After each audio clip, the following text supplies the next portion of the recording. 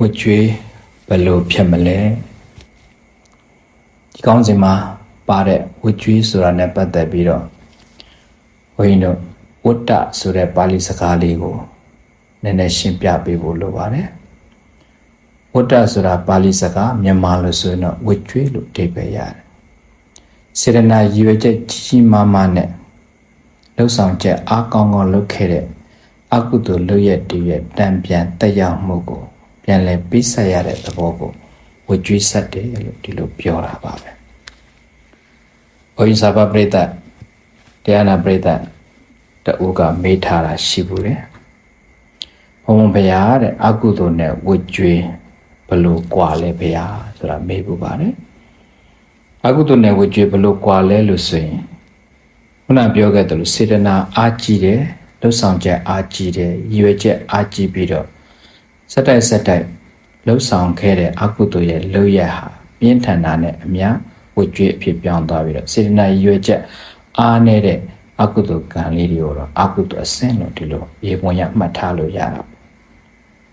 တချို့နေ့စဉ်အတမွေးဝမ်းကြောင်းနေမှာလုပ်နေကြတဲ့လုပ်ငန်းတွေမှာအကုသိုလ်လုပ်ငန်းလေးတွေအကုသိုလ်နဲ့လွယ်တာလေးတွေပါတာဒါပေမဲ့စေတနာရည်ရွယ်ချက်အားမကြည့်ရင်အဲ့ဒီဟာတွေကအကုသိုလ်တော့အကုသိုလ်ပဲအကုသိုလ်ရဲ့ကံအကျိုးပေးတော့ခံရမှာပေါ့တချို့ကြတော့အဲ့ဒီအကုသိုလ်အစင်းရတယ်ကြုံလွင်ပြီးတော့လုပ်တဲ့အလုပ်တွေမှာရည်ရွယ်ချက်စေတနာအားကောင်းကောင်းနဲ့လှုပ်ဆောင်ခဲ့တဲ့အကုသိုလ်ကံကြွေးတွေရှိတယ်အဲ့ဒီအကုသိုလ်ကံတွေကြတော့ရှောင်လို့မရပဲပြန်လဲပေးဆက်ရတဲ့သဘောမျိုးကိုဝတ်ကြွေးအဖြစ်ပြောင်းတဲ့သဘောလို့ဒီလိုရေပုံရနားလည်ထားရမှာပေါ့ဥပမာထင်ရှားတဲ့ဥပမာတစ်ခုပြောမယ်ဆိုရင်ဘုန်းတော်မြတ်စွာဘုရားလက်ထက်စုံနာဝတ္တသမားဆိုတာတကားတူရှိခဲ့ဘူးတယ်စုံနာဝတ္တသမားကဝတ်တွေကိုသူကငငယ်တဲ့ကနေပြီးတတ်ပြီးတော့နှစ်ပေါင်းများစွာဝတ္တတတ်ထားတဲ့ဝတ်တွေကိုဈေးထဲသွားရောင်းတဲ့အသက်ဘေးဝမ်းကြောင်းကိုလုပ်ခဲ့တဲ့သူတယောက်ပေါ့တနေ့တည်းမဟုတ်နှစ်ပေါင်းများစွာအဲ့ဒီအကုသိုလ်တွေလုပ်တယ်သို့တော့သူကဝတ်တတ်တဲ့အခါမှာတာမန်တတ်ရိုးတတ်စဉ်အတိုင်းမဟုတ်ဘဲနဲ့ဝတ်တွေကိုဘယ်လိုတတ်လဲဆိုတော့ဝတ်ကိုအရှင်လက်နှစ်ချောင်းခြေနှစ်ချောင်းဟိုဘက်တိုင်လေးတိုင်စိုက်ပြီးတော့လက်နှစ်ချောင်းကိုကျိုးနဲ့တုပ်ခြေနှစ်ချောင်းကိုလည်းကျိုးနဲ့တုပ်ပြီးတော့ရင်နွေးအိုးပုတ်ပွက်ဆူနေတဲ့ရင်နွေးအိုးတည်ပြီးတော့အဲရင်နွေးပုတ်ပွက်ဆူရှိတဲ့ရင်နွေးအိုးနဲ့ပါဇက်ထဲကနေလောင်းထည့်ပြီးတော့အဲ့ဒါဝတ်ကိုအရှင်လက်တတ်တာဟောမှာတော့ခံစားရပြီးတော့နောက်ဆုံးသူအရင်နွေးပူရှင်နဲ့ပဲတည်သွားရတာပေါ့အဲ့ဒါပါဇက်ထဲကလောင်းချတဲ့ရင်နွေးပူအရှင်နဲ့ဟိုစအိုးကနေပြန်ထွက်ပြီးတော့အငြိကြီးတွေအကုန်တန်ရှင်းသွားအဲ့ဒါကိုသူကတက်ဖြတ်ပြီးတော့ဈေးထဲမှာသွားရောင်းစားအဲ့ဒီအကုသိုလ်လုပ်ငန်းနဲ့သူအတမွေးဝမ်းကြောင်းလုပ်လာတာဝတ်တတ်တဲ့လုပ်ငန်းနဲ့အတမွေးဝမ်းကြောင်းလုပ်နှစ်ပေါင်း340 50လောက်တိကြာတော့နောက်ဆုံးသူယောဂတစ်ခုရဒေဂဏိကာလ9ရက်လုံးအဲ့ဒီသူတတ်ခဲ့တဲ့ဝက်အတိုင်းသူ့ဘဝမှာဝက်လို့ဘေးဘက်ထောက်အော်ပြီးတော့9ရက်လုံးအော်ဟစ်ငိုကြွေးပြီးတော့တည်ခဲ့ရ9ရက်လုံးငိုကြွေးနေတဲ့ဝက်လို့အော်နေတဲ့သူ့ရဲ့အတန်ကိုမြတ်စွာဘုရားကြောင်းနာဖြတ်သွားတဲ့ရဟန်းတော်တွေကကြားတဲ့အခါကျတော့ဆုံးနာဝတ္တတာမှာနေမနာညမနာဝတ်တွေကိုတတ်နေတာပဲဆိုရင်မြတ်စွာဘုရားရှောက်တော့မြတ်စွာဘုရားကအဲ့ဒါဝတ်တတ်နေတာမဟုတ်ဘူးတဲ့သူကသေကံနီးမှာသူဝတ်တွေကိုတတ်တဲ့ပုံစံအတိုင်းဝတ်လို့អော်ပြီးတော့ဝတ်ကြွေးတွေဒီဘဝမှာပြန်ပြီးတော့ခံနေရတဲ့သဘောရှိတယ်ဒီဝတ်ကြွေးတွေနဲ့ခံပြီးသေသွားတဲ့အခါသူငရဲပြီမှာကြမယ်ဆိုပြီးတော့မြတ်စွာဘုရားမိန့်တော်မူတော့သောဏဝတ္တသမားရဲ့ဘဝအကုသိုလ်တမွေးဝမ်းကြောင်းလုပ်တဲ့အခါမှာတာမန်လုံရိုးလို့စင်တိုင်းမဟုတ်ဘဲနဲ့စေတနာရည်ရွယ်ချက်ကြီးနဲ့အဲ့လိုလုပ်ခဲ့တဲ့အကုသိုလ်ကံတွေကြတော့ဝတ်ကြွေးအဖြစ်ပြောင်းသွားတာဒါမျိုးကိုပြောတာပါပဲရောက်မလို့အကုသိုလ်နဲ့ဝတ်ကြွေးဟာတာမန်အဖြစ်တော့နေ့စဉ်လုပ်ငန်းတွေမှာလည်းပဲအကုသိုလ်တွေနှွယ်နေတာတွေရှိတယ်တိုးတော့ဝတ်ကြွေးအဖြစ်ရောက်မသွားဖို့တော့အရေးကြီးတာဝတ်ကြွေးအဖြစ်ရောက်သွားရင်တော့အဲ့ဒီဝတ်ကြွေးကိုပြန်ပြီးတော့ခံရတယ်ရည်ရွယ်ချက်ကြီးမားမားနဲ့စေနာကြီးမားမားနဲ့လုပ်ခဲ့တဲ့အကုသိုလ်ကံတွေဖြစ်လာရင်အဲ့ဒီကံတွေကကိုယ်တစ်ချိန်ချင်းမှာပြန်ပြီးတော့ဝတ်ကြွေးအဖြစ်ပြန်လဲပေးဆက်ရတဲ့သဘောရှိတာပေါ့ဥပမာအမြဲငရဲမှာအပဆိုတဲ့မြန်မာစကားရှိတယ်ဝတ်ကြွေးပါလာလို့ရှိရင်ဘုရားရဟန္တာတွေလည်း ဒီဝကျွေးတွေပြန်ပြီးတော့ပိတ်ဆက်ရရှောင်လွဲလို့မရတာမန်လူတွေမပြောနဲ့အကတာဝကကြီးတွေမြတ်စွာဘုရားရှင်နဲ့တော့ယဟန္တာမထေရကြီးတွေထဲမှာလည်းပဲပါရမီဖြစ်စဉ်ကလုတ်ခဲ့တဲ့အကုသိုလ်ကံကြွေးဝကျွေးတွေကနောက်ဆုံးဘဝယဟန္တာဖြစ်ပြီးတဲ့ဘဝအထိတောင်မှဒီဝကျွေးတွေပိတ်ဆက်ရတာထင်ရှားတဲ့ဥပမာတစ်ခုဆိုရင်တကူအရာမှာအေတရရတဲ့ရှင်မောက္ကလံအခုရှင်မောက္ကလံမထေရကြီးကအတိတ်ဘဝတစ်ခုခုမှာမိဘနှစ်ပါးမျက်မမြင်မိဘနှစ်ပါးကိုဇနီးမယားရဲ့စကားကိုနားထောင်ပြီးခိုးသား900ကိုငွေပေးပြီးတော့တက်ခိုင်းခဲ့တဲ့အကုသိုလ်ကံကြွေးရှိခဲ့တယ်အကုသိုလ်ဝကျွေးရှိခဲ့တယ်အဲ့ဒီဝကျွေးနဲ့ပဲမရေကြအကျင့်များစွာဝကျွေးခံပိဆက်ပြီးတော့နောက်ဆုံးတကူတော်အရာအေးတဲ့ရတဲ့ရှင်မောက္ကလံမထေရဘဝမှာလည်းပဲခိုးသား900ကသူ့ကိုဝိုင်းပြီးရိုက်တာတကူရှိတော့တကူနဲ့2ကြိမ်လောက်ထိတော့ရှောင်သွားသေးတယ်နောက်တော့ဝကျွေးပိုင်ဆက်ရမှာပဲဆိုတဲ့ခံယူချက်နဲ့ရှင်မောက္ကလံမထေရသူ့ရဲ့အတိတ်အကုသကံဝကျွေးကိုပြန်လဲပိဆက်ရင်ခိုးသား900ရဲ့ရိုက်နှက်မှုနဲ့ပြိဋိဘံပြုတော်မူခဲ့ရတဲ့တာတကတွေရှိတာပေါ့အဲ့ဒါတွေကအကုသိုလ်ကံကြွေးတွေဝကျွေးတွေပါလာရင်ဘုရားယဟန္တာတွေတော့မှရှောင်လွဲလို့မရဘူးဆိုတာလေးဒါဥပမာအနေနဲ့ပြောပြတာပါမြတ်စွာဘုရားရှင်ရဲ့ဝိပတ်တော်12ပါးဆိုတာရှိတယ်အဲ့ဒီဝိပတ်တော်12ပါးဟာလည်းပဲပါရမီဖြည့်စဉ်ဘဝကစေတနာရည်ရွယ်ချက်ကြီးကြီးမားမားလှုပ်ဆောင်ချက်ကြီးကြီးမားမားနဲ့လုပ်ခဲ့တဲ့အကုသိုလ်ကံရဲ့ဝကျွေးအဖြစ်ရှောင်လွဲလို့မရဘဲနဲ့ဘုရားရှင်ကိုရမြတ်ကြီးဘဝအထီတာမှာဝိပတ်တော်တွေပြန်လဲပိဆက်ရတဲ့တာတကတွေရှိခဲ့တဲ့အတွက်ကြောင့်အလုပ်တစ်ခုကမဖြစ်မနေလုပ်ရတဲ့အကုသိုလ်ကံလေးတွေဆိုရင်စေတနာရည်ရွယ်ချက်ကြီးကြီးမားမရှိဖို့ပဲအရေးကြီးတယ်စေတနာရည်ရွယ်ချက်ကြီးကြီးမားမားနဲ့လုပ်ခဲ့တဲ့အကုသိုလ်ကံတွေဆိုတော့ဝကျွေးအဖြစ်ကိုရောက်တော့ပြန်လဲပိဆက်ရတဲ့ဆိုတာတော့တတိပြုဖို့တော့လိုတယ်ဝိညာဉ်နဲ့ဝိဆိုတာနဲ့ပတ်သက်ပြီးတော့နေ့စဉ်ဘုန်းကြီးတို့လူတွေရဲ့ဘဝမှာအကုသိုလ်ကတော့ခင်းလို့သိမ့်မရအခုခေတ်ပို့ဆိုတာအကုသိုလ်တွေနဲ့ຫນွယ်နေတဲ့လုပ်ငန်းတွေရှိတယ်အကုသိုလ်တွေနဲ့ຫນွယ်နေတဲ့အသက်မွေးဝမ်းကြောင်းမှုတွေရှိတယ်သို့တော့အကုသိုလ်ကတော့တချို့အကုသိုလ်ကံတွေကတေးသေးလေးဆိုရင်တော့အကျိုးမပေးပဲကုသိုလ်ကံအာကြည့်နေရင်အကုသိုလ်ကံတေးသေးလေးဆိုရင်အကျိုးမပေးတဲ့ဟောတိကံမျိုးဖြစ်သွားတာတရားရကိုတမင်တကာရွယ်ချက်ရှိဒုက္ခရအောင်လှုပ်ထားမျိုးတတ္တဝါတူကိုစေတနာပါရွယ်ချက်ပါနဲ့ခံစားမှုဖြစ်အောင်ဒုက္ခရအောင်လှုပ်ထားမျိုးကြတော့အကုသိုလ်အစဉ်ကကြော်လွန်ပြီးတော့ဘုအစဉ်ရောက်သွားရင်ဝကျွေးဖြစ်ပြောင်းလဲသွားရင်အဲ့ဒီဝကျွေးဆိုတာကတော့ရှောင်လို့မရပဲလေပြန်လဲပိတ်ဆက်ရတာဖြစ်တဲ့အတွက်ကြောင့်အဲ့ဒီဝကျွေးဖြစ်ရောက်မသွားအောင်ကိုယ့်ရဲ့လုပ်ငန်းနဲ့တတိပြုဆင်ခြင်ရမှာပေါ့ဝိဆိုတာနဲ့ပတ်သက်ပြီးတော့ဘုန်းကြီးတို့ဘုရားစာပေမှာမြတ်စွာဘုရားရှင်ကဝတ်3ပါးကိုလမ်းညွှန်တော်မူခဲ့တယ်အဲ့ဒီဝတ်3ပါးက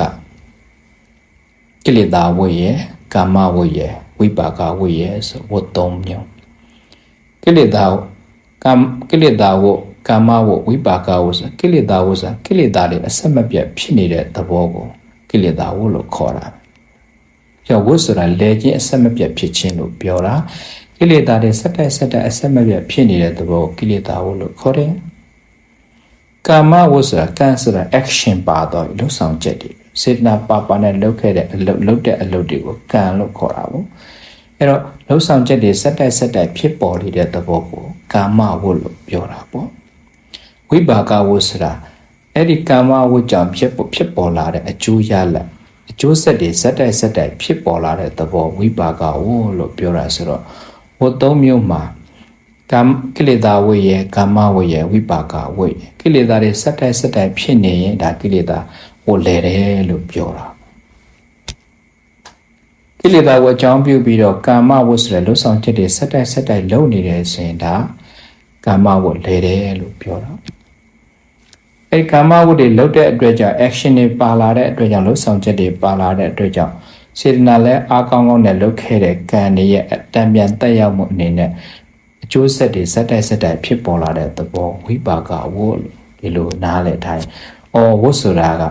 ဒီလေနေတဲ့သဘောပြန်ပြီးတော့ဖြစ်နေတဲ့သဘောကိုဝတ်လို့ပြောတာဖြစ်တဲ့အတွက်ကြောင့်ဒီဝတ်3ပါးမှာကိလေသာဝတ်ကာမဝတ်ဝိပါကဝတ်ဒီဝတ်3မျိုးလေပတ်နေတဲ့သဘောဝတ်ကျွေးလေနေတယ်လို့ဒီလိုပြောလို့ရတာပေါ့ဝ ဝတ်ကြွေးဘယ်လိုဖြတ်မလဲဆိုရင်ဒီဝတ်၃မျိုးကိုပြတ်အောင်ဖြတ်ဖို့လိုတာပေါ့အဲ့ဒီဝတ်၃မျိုးမှာကိလေသာဝတ်ကအခြေခံတရားတရားပဲကိလေသာဝတ်စာကိလေသာတွေစက်တိုက်ဖြစ်နေတာဘာမှမဆိုကိလေသာကအလုံးတရားနာပရိသတ်ရဲ့တိပိသာဘုံညဗုဒ္ဓစာပေမှာကိလေသာ10ပါးရှိတယ်ဆိုတော့အလုံးတိပိသာလောဘရဲ့ဒေါသရဲ့မောဟရဲ့မာနရဲ့ဒိဋ္ဌိရဲ့ဝိသိကိစ္စထိနာဥဒိစ္စအာယရိကအနုတ္တပအဲ့ဒီ10ပါးအဲ့ဒါကိလေသာ10ပါးလို့ခေါ်တယ်အဲ့ဒီ10ပါးမှာအဓိက main ကိလေသာကလောဘဒေါသမောဟဒီ၃မျိုးပေါ့လောဘတွေစက်တိုက်ဖြစ်နေတယ်ဒေါသတွေစက်တိုက်ဖြစ်နေတယ်မောဟတွေစက်တိုက်ဖြစ်နေတယ်အဲ့ဒါကိလေသာဝတ်တွေလဲနေတာလောဘကလည်းကြောက်စရာကောင်းတာလူကျင်မှုတွေစက်တိုက်ဖြစ်နေတယ်လူကျင်မှုရဲ့နောက်မှာအလိုမကျမှုတွေစက်တိုက်ပါလဲဒေါသတွေဆက်ဖြစ်နေတယ်လောဘဒေါသမောဟတွေဖြစ်မှန်းမသိဖြစ်နေတာအောင်တွဲပြီးတော့ပါနေတဲ့ကိလေသာကမောဟဆိုတဲ့ကိလေသာလောဘဖြစ်ရင်လည်းမောဟကပါတယ်မသိလို့သူဖြစ်နေတာဒေါသကိလေသာဖြစ်ရင်လည်းမောဟကပါတယ်ဆိုတော့လောဘဒေါသမောဟဆိုတဲ့ဒီလိုချင်မှုအလိုမကျမှုမသိမှုဒီလောကိလေသာ၃မျိုးကစက်တိုက်ဖြစ်နေပြီဆိုရင်အဲ့ဒီလောဘလိုချင်မှုတွေနောက်ကိုလှိုင်းရင်နဲ့စက်တိုက်ကိုဖြစ်နေတော့တာကိလေသာတွေအဲ့ဒါကိုကိလေသာဝတ်တွေလဲတယ်လို့ဒီလိုပြောရတယ်မင်းဝန်တိပိကဆရာတော်ဘုရားကြီးကတရားဆမိနာမေတ္တာပို့တဲ့အခါမှာရွတ်ဆိုတော်မူတဲ့ခါဓာလေးတစ်ခုရှိတယ်အဲ့ဒါသင်္ကစားဆရာတော်ကြီးရဲ့ခါဓာလေးပါပဲလောဘကိနေသူနေတာယဒေါသကိနေဝိဝတ္တရေဒေါသကိနေသူနေတာယမောဟကိနေဝိဝတ္တရေမောဟကိနေသူနေတာယနရာဂကိဝိဝတ္တရေဒီလိုမိန့်တော်မူတယ်လောဘကိနေသူနေတာယလောဘမိကိုအကြောင်းပြုပြီးတော့ဒေါသကိနေဝိဝတ္တရေဒေါသမိတွေတောက်လောင်ကြတယ်ဒေါသကိနေသူနေတာယဒေါသမိကိုအကြောင်းပြုပြီးတော့မောဟကိနေဝိဝတ္တရေမောဟမိတွေလောင်ကြမောဟကိနေသူနေတာယမောဟမိကိုအကြောင်းပြုနရာဂကိဝိဝတ္တရေငရဲမိတွေအထိတောက်လောင်ကြတယ်ဆိုတော့အခြေခံကိလေသာလောဘပဲလူကျင်မှုကိုအကြောင်းပြုပြီးတော့လောဘမိကိုအကြောင်းပြုတော့ဒေါသမိတွေလောင်တယ်။အိုးဟုတ်လိုက်တာလက်တွေ့ဘဝထဲမှာဘုန်းကြီးတို့ပရိသတ်တွေစဉ်းစားကြည့်လူကျင်မှုဆိုတာငွေလိုချင်တာစီစဉ်ဥစ္စာလိုချင်တာယာတုဌာနနလိုချင်တာထင်ပေါ်ကျော်ကြားမှုလိုချင်တာဒါတွေကလောဘတွေပဲအဲ့ဒီစီစဉ်ဥစ္စာတွေရအောင်ကြိုးစားတယ်လူကျင်မှုတွေနောက်ကိုလိုက်တယ်နေရာရအောင်ကြိုးစားတယ်ယာတုဌာနနရအောင်ကြိုးစားတယ်ထင်ပေါ်ကျော်ကြားမှုခုံတွေနောက်ကိုလိုက်တယ်ကြည်သားလောဘလိုချင်မှုနောက်ကိုလိုက်ရင်းနိုင်တယ်လိုချင်တာတွေမရတဲ့အခါကျတော့အလိုမချမှုဆိုတဲ့ဒေါသကဖြစ်လာဒေါသဖြစ်လာတယ်ဒေါသဖြစ်လာပြီဆိုဒေါသအထဏဇာနာတိဒေါသဖြစ်လာရင်ဒေါသဆိုတာအကောင်းဆိုအကြောင်းကျိုးခွဲခြားနိုင်တဲ့စွမ်းအားမရှိတော့ဒေါသမိတွေလောင်တဲ့အခါကျတော့မောဟမိပါစက်တိုက်လောင်တော့တာကြည်စမ်းဒေါသဖြစ်လာရင်တွေးဝေသွားပြီဆို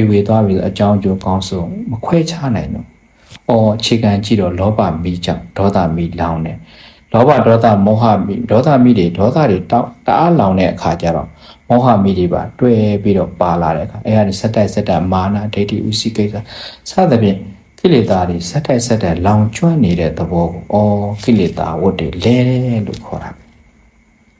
အဲ့ဒီကိလေသာဝတ်တွေအကြောင်းပြီးတော့ကာမဝတ်ပါစက်တိုက်လဲတော့တာလောဘကိုအကြောင်းပြီးတော့လှုပ်ဆောင်ချက်တွေကပါလာတယ်ကာမဝတ်တွေဒေါသကိုအကြောင်းပြီးတော့ဒေါသအလျောက်လှုပ်ဆောင်ချက်တွေကပါလာတယ်ကာမဝတ္တမောဟကိုအကြောင်းပြီးမာနကိုအကြောင်းပြီးတော့ဘဝဒေါသမောဟမာနဒိဋ္ဌိဒိဋ္ဌိအယူဝါဒလွဲမှားမှုတွေအကြောင်းပြီးတော့ကိလေသာတွေကိုအကြောင်းပြုပြီးတော့နောက်ထပ်ဆက်ပြီးဖြစ်ပေါ်လာတာကလှုပ်ဆောင်ချက်ဆိုတဲ့ကာမဝတ္တကာမဝတ္တစက်တိုက်ဖြစ်လောဘကြောင့်လောက်ရတဲ့အလိုချင်မှုတွေနောက်ကိုလိုက်ရင်လှုပ်ဆောင်ချက်တွေကပါလာတယ်အလိုမကျမှုဒေါသတွေဖြစ်လာတဲ့အခါကျတော့အဲ့ဒီဒေါသကိုအကြောင်းပြုပြီးတော့လှုပ်ဆောင်ချက်တွေကပါလာတယ်မသိမှုမာနတွေဒိဋ္ဌိတွေအယူဝါဒတွေစသဖြင့်ကိလေသာတစ်ခုခုရဲ့ຫນွေနေတဲ့နောက်ကိုလိုက်ရင်နဲ့လှုပ်ဆောင်ချက်တွေကပါလာတဲ့အခါကျတော့ကာမဝတ်ဆိုတဲ့ကလှုပ်ဆောင်ချက်လေမှုအမှုကထပ်ပြီးတော့တိုးလာတော့ကိလေသာဝတ်ကိုအကြောင်းပြီးတော့ကာမဝတ်ကထပ်ပြီးတော့လဲလာရော အဲ့တော့စေတနာပါပန်းလုတ်ခဲ့တဲ့ကာမဝတ္တွေလဲလာပြီဆိုတဲ့အခါကျတော့ကံပါလာခြင်းလှုပ်ဆောင်ချက်ပါလိုက်အဲ့ဒီစေတနာပါပန်းလှုပ်ဆောင်ချက်တဲ့လှုပ်ရက်တည်းရဲ့နောက်တဆင့်တက်ပြီးတော့အကျိုးရလဒ်အနေနဲ့ဝိပါကဝတ်ဆိုတဲ့အကျိုးရလဒ်တွေကပြန်ပြီးတော့ဖြစ်ပေါ်လာအကျိုးဆက်တွေကစက်တိုက်ဖြစ်ပေါ်လာကံကိုအကြောင်းပြီးတော့ကာမဝတ်ကိုအကြောင်းပြီးလဲပတ်မှုအကြောင်းပြီးတော့ဝိပါကဝတ်ဆိုတဲ့ဝတ်ကြွေးတွေကပြန်ပြီးတော့ဆက်ပြီးတော့စက်တိုက်လဲပတ်မှုကိုဖြစ်လာတယ်ကိလေသာဝတ်ကာမဝတ်ဝိပါကဝတ်ဒီ၃မျိုးဝတ်ကြွေးပါတယ်ဝတ်လဲတယ်ဆိုတာအဲ့ဒီကိလေသာဝတ်တွေလဲတာကိုပြောတာကိလေသာဝတ်ကိုလဲနေတဲ့အတွက်ကြောင့်ကာမဝတ်ဆက်လှုပ်ဆောင်ချက်ဝတ်တွေကထက်လဲလာတာကာမဝတ်တွေလဲနေတာကိုအကြောင်းပြီးတော့ဝိပါကဝတ်ဆိုတဲ့အကျိုးရလဒ်လဲပတ်မှုတွေကလည်းပဲဆက်ပြီးတော့ဖြစ်လာတော့တာဆိုတော့ဒီဝတ်၃ပါးရှိနေသည်များဝတ်ကြွေးတွေကရှိနေအောင်မှာပဲဆိုတော့ဒီဝတ်ကြွေးတွေကိုဖြတ်အောင်ဖြတ်ဖို့တော့လိုတာပေါ့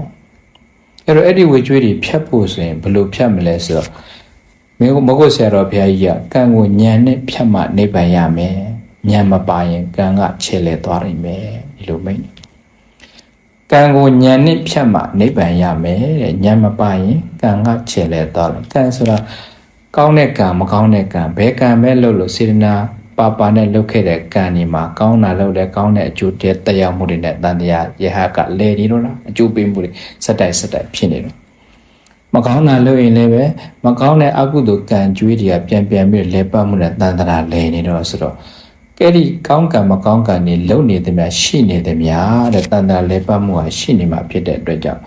ကံကိုဉာဏ်နဲ့ဖြတ်ရဉာဏ်နဲ့ဖြတ်မယ်ဆိုတခြားဉာဏ်မဟုတ်အရတ္တမဉာဏ်နဲ့ဖြတ်တတိပဋ္ဌာန်တတိကိုအကြောင်းပြပြီးတတိနဲ့အထုမှုရလာတဲ့တတိပဋ္ဌာန်ကျင့်စဉ်နဲ့လုံရင်းနဲ့ရရှိလာတဲ့အရတ္တမဉ္ဇဉ်အရတ္တဖို့ဉာဏ်ကတော့အဲ့ဒီဉာဏ်တွေရသွားပြီအရတ္တမဉ္ဇဉ်အရတ္တဖို့ဉာဏ်ရသွားပြီဆိုရင်ခုနကကောင်းကံမကောင်းကံတွေအကုန်လုံးဉာဏ်နဲ့ဖြတ်လိုက်တဲ့အတွက်ကြောင့်ယဟန္တာနောက်ဆုံးပြောမှဆိုသောတာပန်မှာစပြီးအရိယယဟန္တာဖြစ်သွားပြီယဟန္တာဖြစ်သွားပြီဆိုရင်အဲ့ဒီကံကြွေးတွေကလဲစရာအကြောင်းမရှိတော့ယဟန္တာဖြစ်သွားပြီဆိုရင်နောင်ဘဝပရိသန်တွေနေရာမှုမရှိတော့ဘူးဇာတိမရှိတော့ဘူးပရိသန်တွေဆိုတဲ့မွေးဖွားခြင်းမရှိတော့ဘူးဆိုရင်လည်းပဲအဲ့ဒီကံရဲ့တံပြန်တက်ရောက်မှုအကျိုးရလဒ်တွေမရှိတော့ဘူးဆိုတော့ကံကိုဉာဏ်နဲ့ဖြတ်သွားတဲ့အခါကျတော့နိဗ္ဗာန်တွေတည့်ရသွားဝင်တော့ဆိုတော့လုံးဆောင်ချက်တိုင်းမှာအကျိုးတက်ရောက်မှုရှိတယ်လို့ပြောတဲ့အခါမျိုးမှာသူကလည်းအင်္ဂလိပ်မာလာမထေရဥပမာတခုပြောကြတယ်အင်္ဂလိပ်မာလာမထေရလူပေါင်းမြောက်များစွာတတ်ခဲ့တော့ဒီနေ့အပြင်ပြောမယ်ဆိုရင်လက်ညှိုးတွေအများကြီးဖြတ်ပြီးတော့ဆရာကျေးဇူးဆက်ဖို့ဆိုလူပေါင်းမြောက်များစွာတတ်ခဲ့တာ1000လို့ပြောရင်1000မကတတ်ခဲ့အင်္ဂလိပ်မာလာဘဝအကြောင်းလည်းတော်တော်စိတ်ဝင်စားစရာကောင်းတယ်သူရဲ့မူလနာမည်ကအင်္ဂလိပ်မာလာမဟုတ်မူလနာမည်ကအဟိတကအဟိတကဆိုဘုသူကမှဒုက္ခမပေးဘူးဘုသူကမှမညှင်းဆဲတဲ့ပုဂ္ဂိုလ်အဟိတကလို့ခေါ်ဟိတကညှင်းဆဲတာတပ်ဖြတ်တာအကပါတော့အဟိတကမညှင်းဆဲမတပ်ဖြတ်ဒေတာပါမကဆရာကြီးမှပညာသွားတင်တော့သူကတိတ်တော်တဲ့အခါကျတငယ်ချင်းညာသူ့ကိုခြောက်တွန်းရင်းနဲ့ဆရာကတော်နဲ့အထင်လွဲအောင်သူကိုပြောကြတော့ဆရာသမားကလည်းမင်္ဂကျေးဇူးဆက်ဖို့ဆိုရင်လက်ညှိုးဘောထောင်နဲ့ကျေးဇူးဆက်ပါဆိုပြီးဒီလိုလှုပ်လိုက်တော့အာဟိတကဆရာကျေးဇူးဆက်ဖို့ဆိုပြီးတော့လူတွေရဲ့လက်ညှိုးလိုက်ဖြတ်ရပထမတော့ဖြတ်တဲ့လက်ညှိုးတွေကိုသူကဖြတ်ပြီးတော့ကြောက်တုံးလေးပေါ်တစ်တုံးလေးပေါ်တင်ထားတော့သွေးတန်ရဲဖြစ်နေတဲ့ဒီလက်ညှိုးလေးတွေစုံနေကြီးတွေချီသွားတော့နောက်ပြန်ရှာတော့မတွေ့တော့အဲ့ဒါနဲ့သူက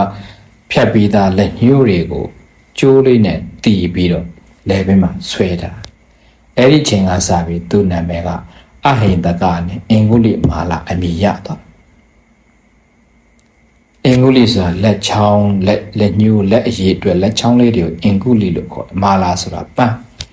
အဲ့ဒီလက်ချောင်းလေးတွေကိုပန်းလို့တီးကုန်းပြီးတော့ဆွဲထားတဲ့အတွက်ကြောင့်သူ့နာမည်အင်္ဂုလိမာလာလို့အမည်တင်သွားတယ်အဲ့တော့အင်္ဂုလိမာလာဟာဆရာကျေးဇူးဆက်ဖို့လူပေါင်းများများစွာတတ်ခဲ့တာတတ်ပြီးတော့နောက်ဆုံးတစ်ချောင်းမဲ့ကြံလို့လက်ညှိုး1000ပြည့်ဘူးအဲ့တော့တစ်ချောင်းမဲ့ကြံတော့ तू ကဘယ်လိုလာတတ်မှာပဲဆိုတော့သူ့အချိန်မှာအမေကလည်းပဲသူ့တရင်ကြားပြီးသူ့ကိုဖမ်းတော့မယ်ဆိုတာတရင်ကြားတော့အမေကလည်းသူ့သားဖမ်းမခံအောင်လာတယ်သူ့သားကလည်းအမေတွေ့ရင်အမေကိုလည်းတတ်မှာဆိုတော့အမေကိုတတ်ဖို့လုပ်တဲ့အချိန်မှာမြတ်စွာဘုရားကအ င်္ဂလိမာလာမထေကြီးအင်္ဂလိမာလာတကယ်တော့ပစ္စည်းမဘွေးကနောက်ဆုံးတရားရမယ်ပုဂ္ဂိုလ်ဖြစ်တဲ့အတွက်ကြောင့်မြတ်စွာဘုရားဝင်ကိုဝင်ရတော့လားမြတ်စွာဘုရားသူ့အကျွတ်ချွတ်ရတော့အမေကိုမတက်ခင်ဘုရားရှင်ကအရင်ဝင်တယ်အကယ်၍များဘုရားရှင်မဝင်မဲနဲ့အင်္ဂလိမာလာကအမေကိုတတ်ခံမိပြီဆိုရင်ဘုရားကယ်လို့မရတော့အကုသိုလ်ကံထဲမှာအပြစ်အကြီးဆုံးကံကအဲ့ပင်စနန္ဒရိယကံဆိုတဲ့အနန္ဒရိယကံ၅ပါးပင်စနန္ဒရိယကံ၅ပါးဒီ၅ပါးတစ်ပါးပါကျွလွန်လိုက်ရင်တော့ဘုရားကယ်လို့လည်းမရဘူး။ဒါကြောင့်မလို့ကိုလုပ်ခဲ့တဲ့အကုသိုလ်ကံတွေထဲမှာကျန်တဲ့အကုသိုလ်ကံတွေဘလောက်ပဲကြည်ကြည်အဲ့ဒီပင်စနန္ဒရိယကံမပါသေးဘူးဆိုရင်တာဝေကရလို့နောင်တရလို့ကုသိုလ်တွေနဲ့ပြန်လုံနိုင်ရင်တော့မှအကျိုးသက်ရောက်မှုကအပယ်မလားနိုင်သေးဘူး။ငရဲမသွားနိုင်သေးဘူး။အဲ့လိုမှမဟုတ်ဘဲနဲ့ပင်စနန္ဒရိယကံ၅မျိုးတစ်ခုခုကျွလွန်မိရင်တော့ဘုရားကယ်လို့လည်းမရတော့ဘူး။ပင်စနန္ဒရိယကံ၅ပါးကမာတုကာတကအမေကိုတတ်တဲ့ကံပိတုကာတကအဖေကိုတတ်တဲ့ကံအရန္တကာတကယန္တာကိုတတ်တဲ့ကံလောဟိတုပ္ပါဒကဘုရားကိုသွေးစင်တရားလုပ်တဲ့ကံတန်ခဗေဒကတန်ခသင်ခွဲတဲ့ကံဆိုဒီ၅မျိုးအဲ့ဒီ၅မျိုးတစ်ခုတစ်မျိုးမျိုးကျွလွန်သွားရင်တော့မြတ်စွာဘုရားရှင်ကယ်လဲပဲသူကမလွတ်တော့ဒါကြောင့်မို့အာဇာတတကိုကြည်ပါအာဇာတတဟာအဖေကိုတတ်ခဲ့တဲ့ပိတုကာတကကံရှိတယ်နောက်ဆုံးနောက်ပိုင်းမှာတာဝေကရယူမြတ်စွာဘုရားရှင်ကိုကိုယ်ကွယ်ပထမတန်ခါယနာတင်မင်းအဖြစ်သာသနာပြုလုပ်ငန်းတွေလုပ်ခဲ့ပေမဲ့ပိတုကာတကဆိုတဲ့အဖေကိုတတ်ခဲ့တဲ့ဗိမိတာရဘေယုံကိုတတ်ခဲ့တဲ့ပိဇာနိယကံကျွလွန်ထားခဲ့တဲ့အခါကျတော့ဖယားနဲ့တွေ့ဖယားတရားနာကြားခွင့်ရတာတော့မှသူတရားမရပဲငရဲလာခဲ့ရတာဖယားကယ်လို့မရတာပိဇာနိယကံ၅ပါးဒါကြောင့်မလို့အင်္ဂုလိမာလာဟာအကယ်၍အမေကိုတတ်ခဲ့မယ်ဆိုရင်ပစ္စည်းမဘွေးကနောက်ဆုံးတရားမရနိုင်တော့အတွက်ကြောင့်မြတ်စွာဘုရားကအမေမတတ်ခင်သူ့အမေရဲ့ရှေ့မှာကိုထင်ပြလိုက်တော့အင်္ဂုလိမာလာကဘုရားမြတ်စွာဘုရားကိုနောက်ကိုလိုက်တော့မြတ်စွာဘုရားနောက်လိုက်တော့မြတ်စွာဘုရားကဒီဘိုးတော်အရာနဲ့နေလိုက်တော့သူလိုက်မမေ့ဘူးရှေ့ကမြတ်စွာဘုရားပြီးတယ်လို့ထင်တယ်သူကနောက်ကလိုက်တယ်အမောတကြီးလိုက်တော့နောက်ဆုံးသူမောသွားတဲ့အခါကျရန်ကြီးရက်အောင်ဆိုနမ်းပြီးအော်ပြောတော့မြတ်စွာဘုရားကငါကရက်နေပြီသားတင်တာမရက်ပဲသွားနေတာဆိုတဲ့စကားလေးပြောတယ်အဲ့တော့အင်္ဂုလိမာလာ तू သိတယ်နောက်ကနေလိုက်နေရတာမရက်ဖက်နဲ့သွားနေတဲ့ तू ကငါ့ကိုပြောတော့ရက်တယ်လို့ပြောတယ်ရှင်ကြီးယဟန်ဂေါရမလိန်နေပေါ့မဟုတ်ဘူးငါဘုရားကတန်တရာအဆက်ကိုဖြတ်ပြီးပြီငါဘဝအတွက်ငါဘုရားအတွက်နောင်ဘဝဆိုတာမရှိတော့ဒါကြောင့်ငါကရက်နေပြီသင်္ကသာလဲအကုသိုလ်တွေနဲ့မရက်ပဲဆက်သွားနေတာဒါလေးပြောလိုက်တော့ပါရမီရှိတဲ့ပုဂ္ဂိုလ်ဆိုတော့အင်္ဂုလိမာလာကြီးအဲ့ဒါဓာချပြီးတော့မြတ်စွာဘုရားထံယဟန်ဝိနောက်ဆုံးတရားအတော်ယဟန်နာဖြစ်သွားတော့အဲ့တော့ယဟန်နာဖြစ်သွားတော့အရတ္တမဉ္ဇဉ်ကိုရသွားတဲ့အခါကျတော့အရတ္တမဉ္ဇဉ်ရသွားတဲ့အင်္ဂုလိမာလာကြီးသူတက်ခဲ့တဲ့အကုသိုလ်ကံကြွေးတွေပြန်ပြီးတော့ပေးဆက်เสียအကြောင်းမရှိတော့ကံကိုညံနဲ့ဖြတ်သွားတော့လားကံကိုညံနဲ့ဖြတ်သွားတော့မြတ်စွာဘုရားရှင်ရဲ့သာသနာတော်မှာယဟန်နာအဖြစ်ကိုရောက်ပြီးတော့အဲ့ဒီယဟန်နာဘဝအရတ္တမဉ္ဇဉ်နဲ့ဖြတ်လိုက်တဲ့အကုသိုလ်ကံတွေကအကုသိုလ်ကံတွေကလည်းပဲအကျိုးတရားမရှိတော့ဘူးကုသိုလ်ကံကတော့အထူးပြောစရာမရှိမလာတော့ဘူးဆိုတော့ဒါတော့မှအင်္ဂုလိမာလာဟာပေဇာနန္ဒရိယကံအမေကိုတတ်ခဲ့မယ်ဆိုရင်တော့အဲ့ဒီကံတွေနဲ့မြတ်စွာဘုရားနဲ့တွေ့တရားဟောလည်းပဲအယန္တာဖြစ်ခွင့်လည်းမရှိတော့ဘူးတရားဟောလည်းပဲမရတော့တဲ့အတွက်ကြောင့်အဲ့ဒီဝကြွေးမတိုင်ခင်မြတ်စွာဘုရားကကြွရောက်ပြီးတော့အင်္ဂုလိမာလာမထေရကြီးကိုကယ်ခဲ့ရတာပဲပြောချင်တာကကံကိုဉာဏ်နဲ့ဖြတ်မှနိဗ္ဗာန်ရမယ်ဆိုတော့ဝကြွေးတွေကြည်ခြင်းဝကြွေးတွေပြတ်ခြင်းတော့အဲ့ဒီကိုလုတ်ခဲ့တဲ့ကုသိုလ်ကံအကုသိုလ်ကံကိုလုတ်နေတဲ့ကုသိုလ်ကံအကုသိုလ်ကံတွေကိုအရတ္တမဉ္ဇဉ်နဲ့ဖြတ်မှာပဲ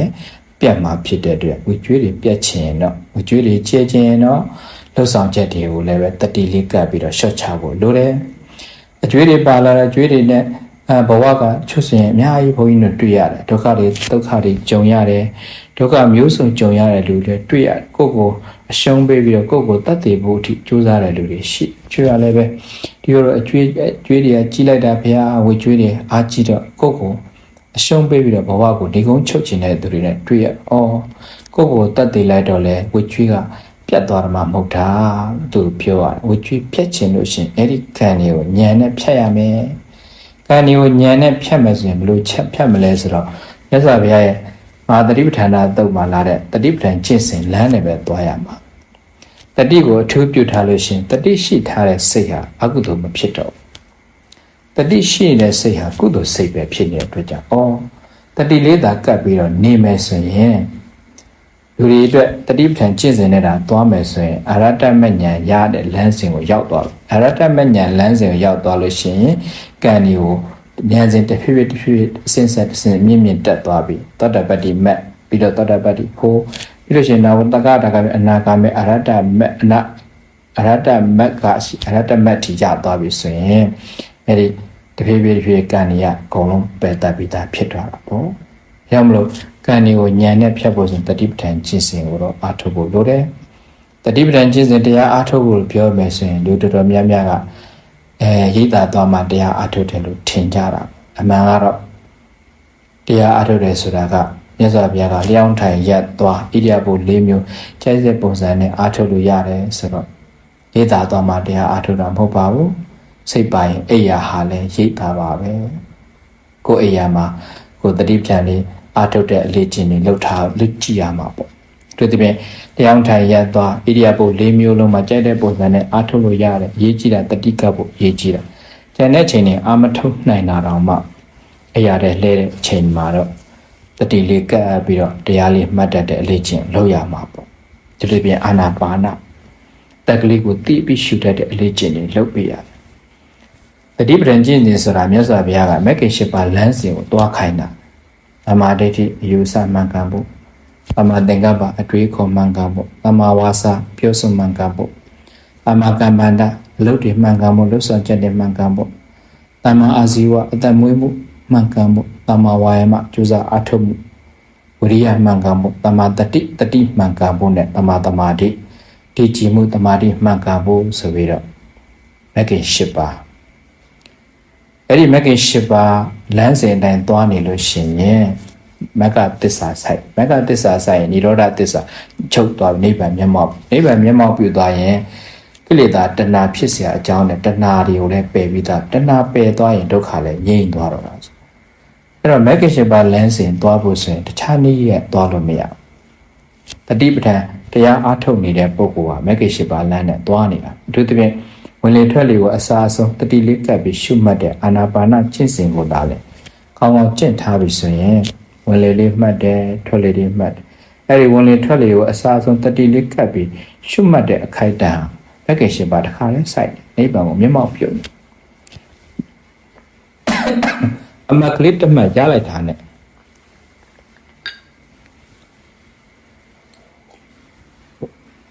တတိမလွတ်ပဲအမတ်တတိကိုမလွတ်ဖက်နဲ့ဝင်လေထွက်လေအာနာပါနလေးကိုတမှတ်မှတ်လို့ရလိုက်တဲ့တန်ဖိုးဟာမဂ္ဂင်၈ပါးတစ်ခါတည်းစိုက်နေတာပဲတတိလေးကတ်ထားပြီဆိုရင်ကိုယ်တဏ္ဍာမှာဝင်လေထွက်လေတွေမှတ်ထားပြီဆိုရင်အယူဆလက်မှန်ကန်တဲ့သမာဓိဋ္ဌိတတိမလွတ်ပဲအာနာပါနတွေမှတ်နေတယ်ဆိုရင်သမာသင်္ကပ္ပအတွေးခေါ်လဲမှန်ကန်နေတာအဲ့လိုပဲစတသမာကမ္မန္တအလုတ်ဒီလဲမှန်ကန်နေမှာပဲသမာအာဇီဝသမာဝါစာစသဖြင့်မဂ္ဂင်၈ပါးတစ်ပြိုင်တည်းကိုစိုက်နေတယ်ဖြစ်တယ်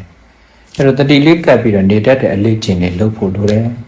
ဒီကကျန်တဲ့ချင်းတရားအမထုတ်ခင်တော့အိယာတဲ့ဝင်လိုက်ဘုန်းကြီးတို့ဆိုရင်အခုငယ်တဲ့ကနေစတဲ့အလေးချင်းလုပ်ထားတော့အိယာတဲ့ရခေါင်းပေါ်ခေါင်းလေးချလာတဲ့စိတ်ကအလိုလိုနှာသီးပြားထိတ်ကိုရောက်အသက်ကလေးကိုတိပြီးရှုတတ်တဲ့အလေးချင်းတွေလုပ်ထားဝင်လေထွက်လေလေးမှတ်တတ်တဲ့အလေးချင်းတွေလုပ်9မိနစ်အတွင်းအိပ်ပျော်တယ်အိပ်မရတဲ့ညဆိုတာမရှိခဲ့ဘူးအိပ်မရဘူးဆိုစိတ်မချလို့အိပ်မရ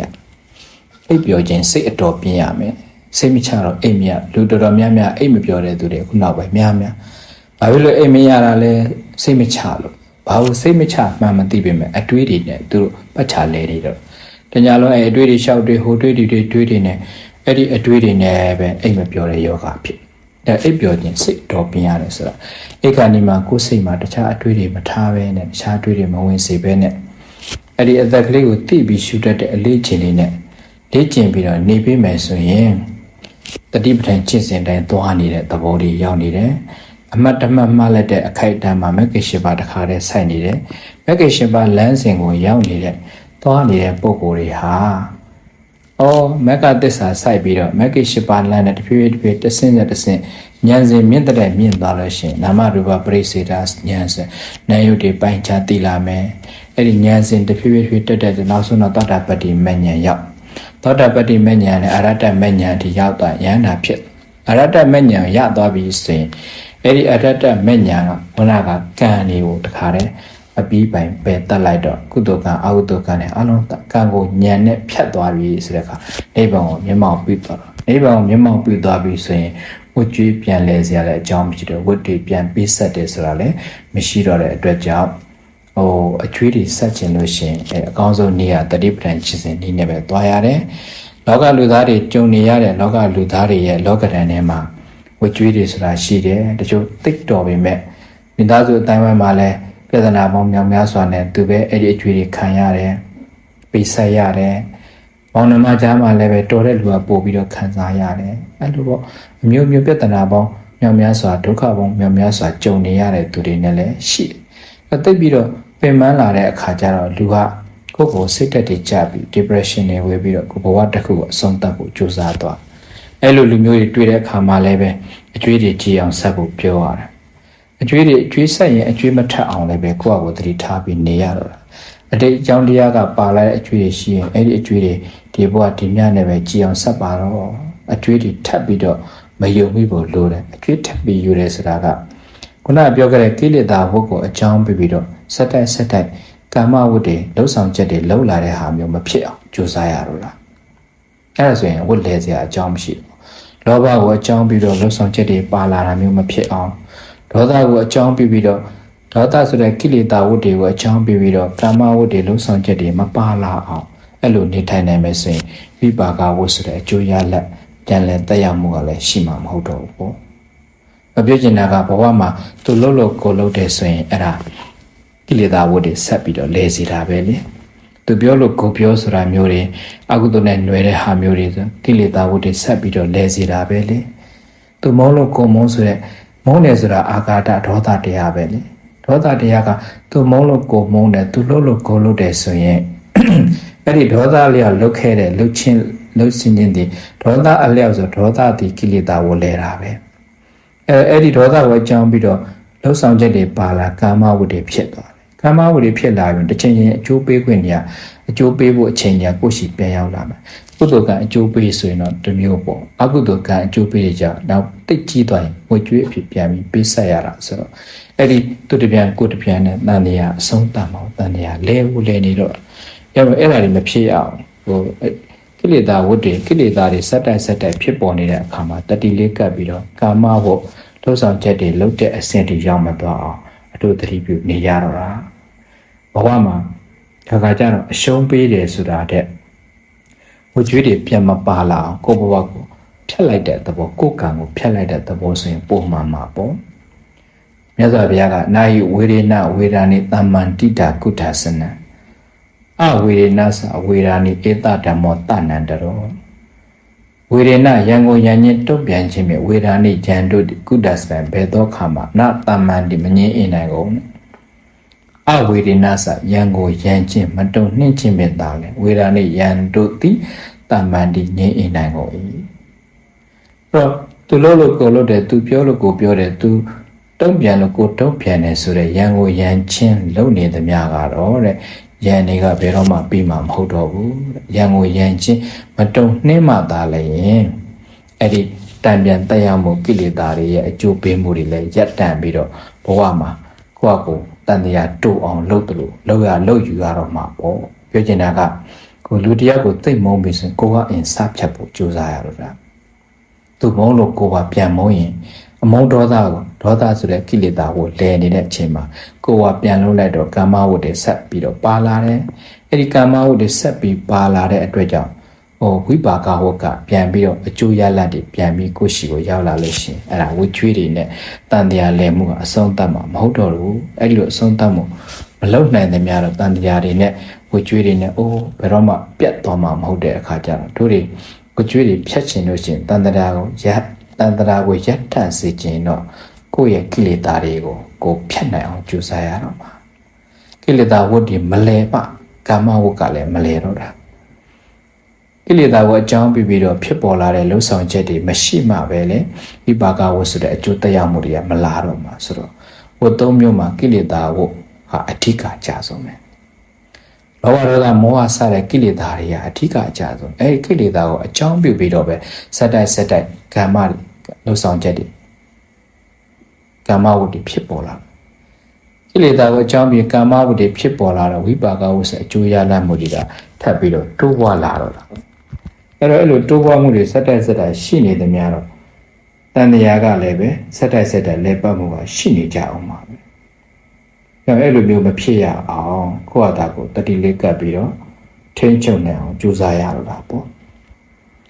အဲ့တော့ကိလေသာကိုအကောင်းဆုံးထိန်းချုပ်နိုင်တာတော့တတိပဲတတိလေးကိုလွတ်မသွားအောင်တတိလေးကိုရပ်တန့်မသွားအောင်တတိလေးကိုလွတ်ထားလို့မရပဲနဲ့တတိမပြတ်တဲ့စိတ်ကိုဒီတိုင်းလွတ်မထားပဲနဲ့တတိလေးကပ်ပြီးတော့နေတတ်တဲ့အလေးကျင့်လေးကိုလုပ်ပေးရတော့တာတတိရှိနေတဲ့စိတ်ကကိလေသာကြားမခိုးတော့ကိလေသာတွေမဖြစ်တော့ဖြစ်ရင်လည်းပဲတတိနဲ့ပြန်ပြီးတော့တိုက်ထုံနိုင်ရကိလေသာကိုမလဲအောင်တတိလေးကအကြီးကအဓိကမောင်းနေအားပဲအဓိကထိန်းချုပ်အားပဲဖြစ်တယ်အဲ့တော့ကိလေသာတွေကိုရှော့ချဖို့ကိလေသာတွေကိုမထပ်ပြီးတိုးပေါ်မဖြစ်ဖို့ဆိုရင်တတိကိုတော့လွတ်ထားလို့မရအောင်တတိဆိုတာပို့သွားတယ်ဆိုတာမရှိဘူးတတိလွတ်သွားလို့တတိလိုသွားလို့တတိလျှော့သွားလို့ပဲစက်တိုက်အကုသိုလ်တွေဖြစ်နေတော့တာပဲရမလို့မြတ်စွာဘုရားကတတိကိုထူပြုပြီးတော့မိန့်တော်မူတာဖြစ်တယ်ရဘုရားရဲ့တရားတော်တွေရဲ့အချုပ်ကတတိပဲတတိကိုကောင်းကောင်းလေးထိန်းချုပ်နားနိုင်ပြီဆိုရင်ကုသိုလ်ကံအကုသိုလ်ဖြစ်နေတယ်ဆိုတာတတိမရှိလို့ဖြစ်နေတာကုသိုလ်ဖြစ်နေတတိရှိနေတဲ့စိတ်ကကုသိုလ်ဖြစ်နေတာဆိုဒီတတိတရားကိုသာလည်းတို့တွေစက်တိုက်ထိန်းချုပ်ထားနိုင်ပြီဆိုရင်စိတ်ကလေးမှာကြည်လင်အေးမြပြီးတန်ရှင်းနေတော့လူသားတွေဒုက္ခတွေများကြတယ်အစင်မပြေမှုတွေကြုံကြတယ်ဆိုတာစိတ်ရဲ့ထွက်ပေါက်နောက်ကိုတတိကမလိုက်နိုင်တဲ့လူဖြစ်နေတယ်ကိလေသာဆိုရင်ကိလေသာမှာလည်းလောဘဒေါသမောဟစတဲ့ကိလေသာမှာအဆင့်၃မျိုးရှိကိလေသာအဆင့်ကိလေသာဆိုတာအနုတ္တိယကိလေသာပရိယုဌာဏကိလေသာဝိတေကမကိလေသာ level အဆင့်၃မျိုးရှိအနုတ္တိယကိလေသာဆိုဟိုတန်တရာအဆင့်ဆက်ကကိန်းအောင်လာတဲ့ကိလေသာမျိုးတန်တရာအဆင့်ဆက်ကဖြစ်ပေါ်လာတဲ့ကိလေသာတွေအနုတ္တိယကိလေသာလို့ခေါ်တယ်သေးလေးတွေပေါ့ကိလေသာပရိယုဌာဏကိလေသာဆိုတာအာယုန်နဲ့တွေ့ရင်ပေါ်လာတဲ့ကိလေသာမျိုးလောဘဖြစ်เสียအာယုန်နဲ့တွေ့လို့လောဘလေးတွေဖြစ်ကြတယ်ဒေါသဖြစ်เสียအာယုန်နဲ့တွေ့တော့ဒေါသလေးတွေဖြစ်ကြတယ်မောဟဖြစ်เสียအာယုန်နဲ့တွေ့တော့မောဟတွေဖြစ်ကြအဲ့ဒါပရိယုဌာဏကိလေသာဝိတေယမကိလေသာဆိုတာအာယုန်နဲ့တွေ့လို့ဖြစ်ပေါ်လာတဲ့ကိလေသာအစဉ်ကလွန်ကျူးတဲ့အစဉ်တွေရောက်သွားတဲ့ကိလေသာမျိုးဝိတေကမကိလေသာလို့ခေါ်တယ်အနုတ္တိယကိလေသာရဲ့အာယုန်နဲ့တွေ့ပေါ်လာတဲ့ပရိယုဌာဏကိလေသာရဲ့လွန်ကျူးတဲ့အစဉ်တွေရောက်သွားတဲ့ဝိတေကမကိလေသာပုထုဇဉ်ပုဂ္ဂိုလ်တွေအတွက်ကတော့အနုတ္တိယကိလေသာရှိမှာပရိယုဌာဏအာယုန်နဲ့တွေ့ပေါ်လာတဲ့ကိလေသာမျိုးကလည်းဖြစ်နေအောင်ပါပဲဖြစ်ပေါ်လာတဲ့ဝိတေကမကိလေသာအစဉ်ဒီကိလေသာကိုအာယုန်နဲ့တွေ့လို့ပေါ်လာတဲ့ကိလေသာလေးတွေကိုဝိတေကမလွန်ကျူးတဲ့အစဉ်ဒီရောက်မသွားအောင်ထိန်းထားနိုင်ပြီဆိုရင်အဲ့ဒါတော်တော်ဟုတ်တယ်လောဘဖြစ်เสียအာယုန်နဲ့တွေ့လောဘဖြစ်သွားတယ်လောဘအလျောက်ကျွလွန်တဲ့အစဉ်ဒီရောက်မသွားတတိလေးကပ်ပြီးထိန်းချုပ်နိုင်ရင်အဲ့ဒါဝိတေကမအစဉ်ဒီရောက်မသွား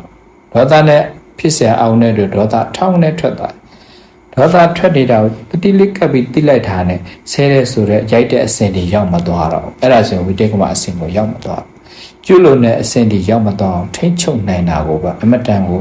တန်မိုးရှိတဲ့ပုထုဇဉ်ပုဂ္ဂိုလ်တော်မှာအစဉ်မြင့်တဲ့ပုထုဇဉ်ပုဂ္ဂိုလ်ဖြစ်သွားပြီဆိုတော့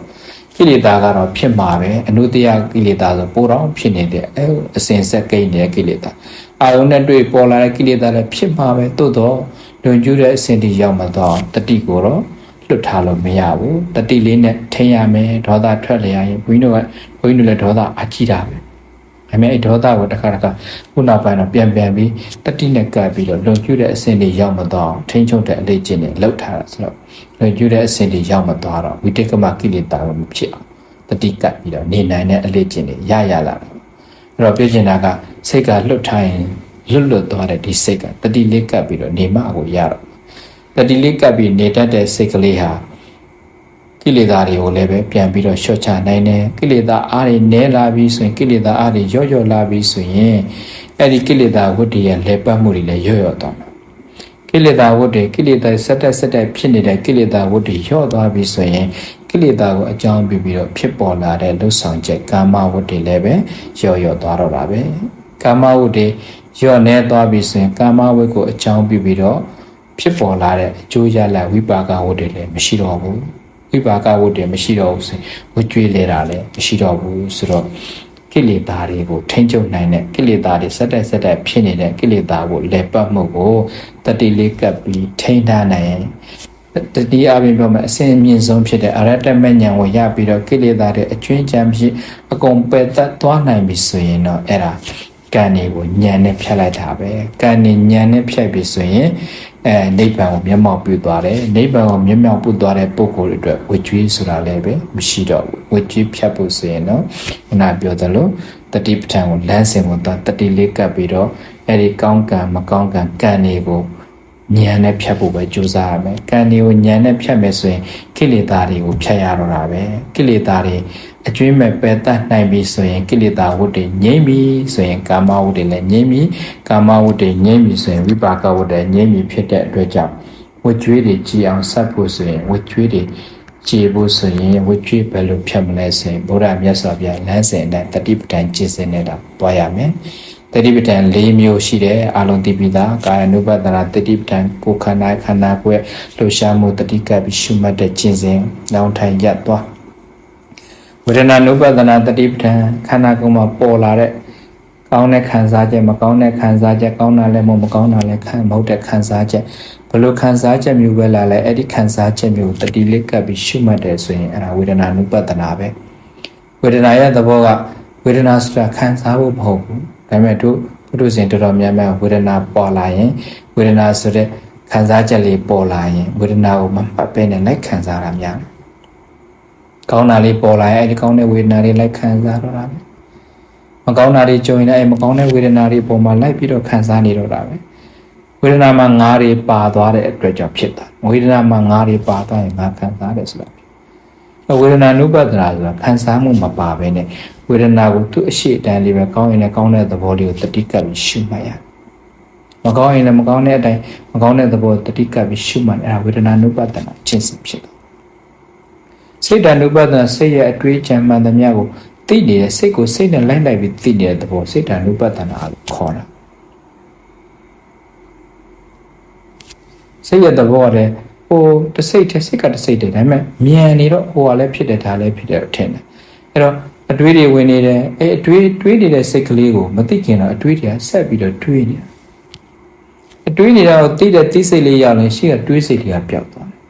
အဲ့ဒီသိစိတ်ကလေးနောက်ကစိတ်ကလေးကထပ်ပြီးသိတယ်ဆိုရင်ရှေ့ကသိစိတ်လေးကပျောက်သွားဟောစိတ် ानु ပတ္တနာရှေ့စိတ်ကိုနောက်စိတ်ကတတိလေးကပ်ပြီးလိုက်မှတ်နေတာစိတ် ानु ပတ္တရှေ့စိတ်ကိုနောက်စိတ်ကမှတ်နေတဲ့အခိုက်အတန့်လေးမှာကိလေသာချားမခိုးတော့ဘူးဆိုအဲ့ဒါကျင့်စဉ်မှတ်နေတာပဲစိတ် ानु ပတ္တနာစိတ်ကိုစိတ်နဲ့ပြန်မှတ်တဲ့အကျင့်အဲ့ဒါလည်းတတိကအချုပ်ပဲနိဓမ္မ ानु ပတ္တနာဆိုတာသဘောတရားတွေကိုမှတ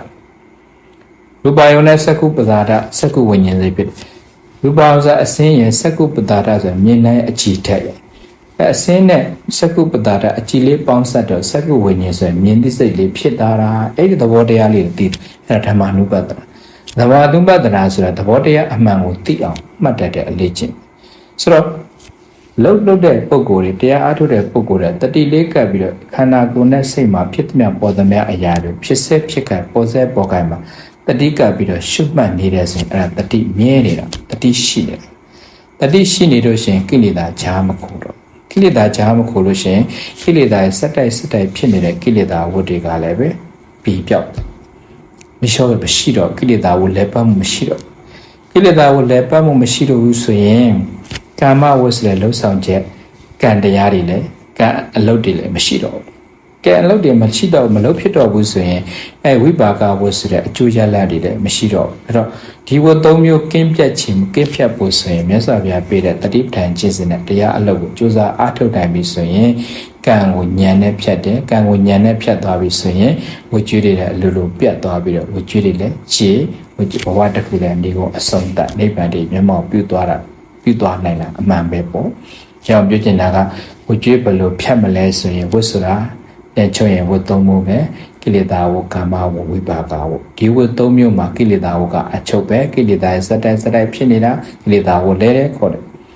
ကိလေသာကိုအကြောင်းပြုတော့ကာမဝတ္တေလှုပ်ဆောင်ချက်တွေစတိုက်လုံနေကာမဝလဲတဲ့ခေါ်တယ်ကာမဝကိုအကြောင်းပြုဝိပါကဝဆိုတဲ့အကျိုးစတိုက်အကျိုးရလတ်တွေစတိုက်ဖြစ်နေတာဝိပါကဝလဲတယ်လို့ခေါ်တယ်အဲ့တော့ဒီဝသုံးမျိုးလဲပတ်နေတာကိုဝကျွေးလို့ခေါ်ဝလဲတယ်လို့ခေါ်တာအဲ့ဒီဝကျွေးတွေပြတ်အောင်ဖြတ်ဖို့ဆိုရင်မြတ်ဗုဒ္ဓပေးတဲ့တတိပဋ္ဌာန်ကျင့်စဉ်နဲ့တတိလေးကိုကပ်ပြီးတော့ကိလေသာတွေကိုအရတ္တမဉ္ဇဉ်နဲ့အပြီးပိုင်ပယ်တတ်လိုက်ပြီဆိုရင်ဝကျွေးလည်းဖြတ်ပြီးတော့ပယ်တတ်ပြရတဲ့အတွက်ကြောင့်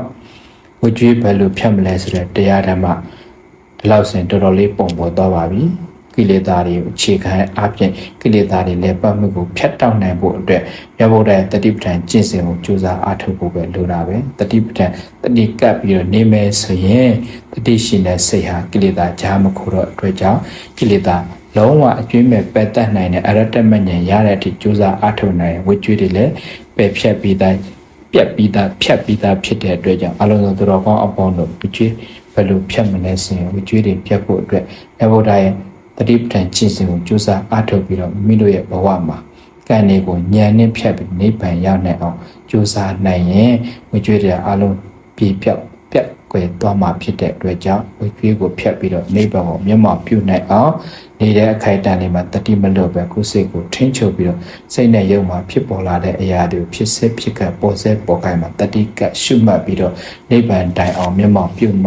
နိုင်ကြတဲ့သူတော်ကောင်းများဖြစ်ကြပါစေကြောင်းဆန္ဒပြုရင်ဝိကျွေးဘယ်လိုဖြတ်မလဲဆိုတဲ့တရားဒီမှာပဲနေကုန်းကံပတ်အဆုံးသတ်လိုက်ရပြီတော့တတိအာဒု